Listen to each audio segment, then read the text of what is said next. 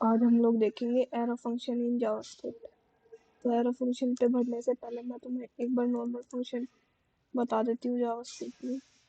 तो normal function के लिए हमारा सिंटैक्स होता है पहले फंक्शन, उसके बाद फंक्शन का नेम, जैसे मान लो हेलो ब्रैकेट्स। अब जैसे तुम्हें प्रिंट कराना है हेलो वर्ल्ड, तो कंसोल डॉट लॉग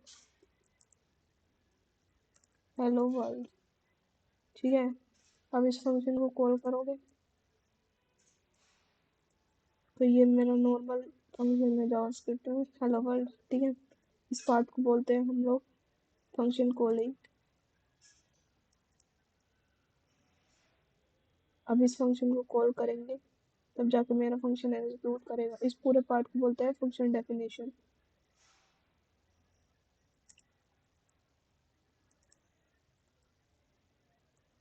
ठीक है, अब हम लोग देखते हैं एरो फंक्शन क्या होता है जावास्क्रिप्ट में। तो पहले हम एक छोटा सा फंक्शन बनाते हैं एरो फंक्शन का, उसके बाद हम कॉम्प्लेक्स पे जाएंगे। जैसे कि मुझे फिर से हेलो वर्ल्ड प्रिंट करना है, बट अब मैं प्रिंट करूंगी एरो फंक्शन का यूज करके। तो एरो फंक्शन को डिक्लेयर करने के लिए याद रखना, पहले हम डाटा टाइप लेते हैं। यहाँ पे तुम कुछ भी ले सकते हो, कॉन्स्ट, वैर या लेट। उसके बाद फंक्शन का नाम, जैसे कि मान लो मैं ले रही हूँ हेलो वर्ल्ड, ये मेरा फंक्शन का नाम है। उसके बाद इक्वल टू का साइन, उसके बाद ब्रैकेट्स, फिर एरो का साइन, फिर कर्ली ब्रेसेस, ये console dot log hello my name is Naima Bhardwaj. ठीक है, ये मुझे प्रिंट कराना है हेलो वर्ल्ड। ठीक है,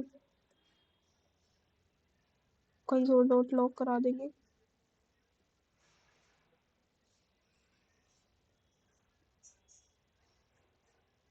ठीक है, hello my name is Naima Bhardwaj.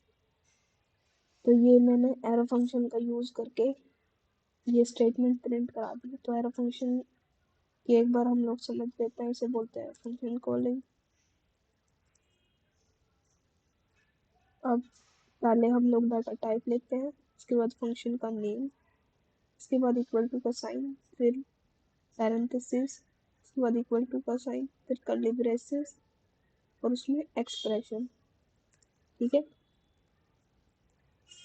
ये मेरा नॉर्मल ऐड फंक्शन है। अब जैसे कि मुझे 2 नंबर को ऐड कराना, तो वो भी हम करा सकते हैं। अब हम डाटा टाइप दूसरा लेते हैं, हम लेते हैं लेट। ठीक है, ऐड नाम का एक फंक्शन, उसके बाद इक्वल टू का साइन, फिर ब्रैकेट, पैरेंथेसिस के अंदर दे दो तुम लोग ए और बी। ठीक है, ये मेरे पैरामीटर्स। इक्वल टू का साइन, उसके बाद कर्ली ब्रेसेस, फिर मैं क्या रिटर्न करा रही हूँ, 2 नंबर का सम। ठीक है, उसके बाद हम क्या करा देंगे, कंसोल डॉट लॉग ऐड नाम का फंक्शन को कॉल करेंगे, उसमें 2 नंबर पास करो, 3 और 4। ठीक है, रन करा दिया। ठीक है, 7। तो ये मैंने ऐड करा दिया 2 नंबर को यूजिंग एरो फंक्शन।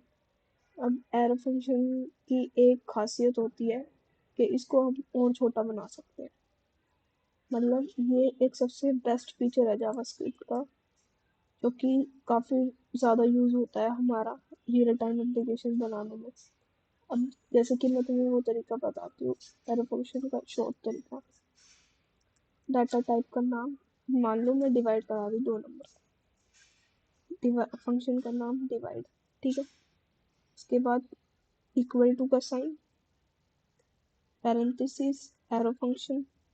अब तुम लोगों को ये जो कर्ली ब्रेसेस हैं ये देने की ज़रूरत नहीं है, और ना ही कुछ रिटर्न कराने की ज़रूरत है। रिटर्न लिखने की ज़रूरत नहीं है, जावास्क्रिप्ट ऑटोमेटिकली समझ जाता है कि तुम लोग रिटर्न कर रहे हो कुछ। ठीक है, अब इसमें मैं 2 पैरामीटर्स पास कर देती हूँ, ए और बी। ये बात याद रखना कि हम जो वेरिएबल्स हमने पहले यूज़ किए हैं पहले फंक्शन में, वो हम दोबारा यूज़ कर सकते हैं जावास्क्रिप्ट में। ठीक है, अब क्या करूँगी मैं, ए बाय बी। ठीक है, अब कंसोल डॉट लॉग करा दूंगी डिवाइड फंक्शन का नाम, और इसमें 2 वैल्यूज पास करो, जैसे कि मान लो 10 और 5। ठीक है, अब हम लोग रन कराएंगे। देखा कितना शॉर्ट सा फंक्शन, 2 लाइन का फंक्शन बन गया। यहाँ पे कितनी लाइन का फंक्शन था ये, यहाँ पे था ये 3 लाइन का, यहाँ पे हमारा सिर्फ 2 लाइन का बन गया। तो एरो फंक्शन काफ़ी ज़्यादा यूज़ होता है जावास्क्रिप्ट में। तो ये हमारा नॉर्मल एरो फंक्शन था जावास्क्रिप्ट में। नेक्स्ट वीडियो में हम लोग देखेंगे हाई ऑर्डर फंक्शन क्या होता है जावास्क्रिप्ट में।